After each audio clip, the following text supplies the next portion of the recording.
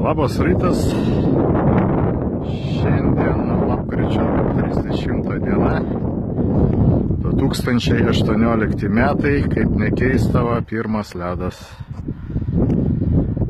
Ledas apie 6, gal 7 centimetrai. Labai stiprus vėjas, temperatūra apie 7 laipsnius šalčio. Kimbo tokie kepami delniniai ešeriukai.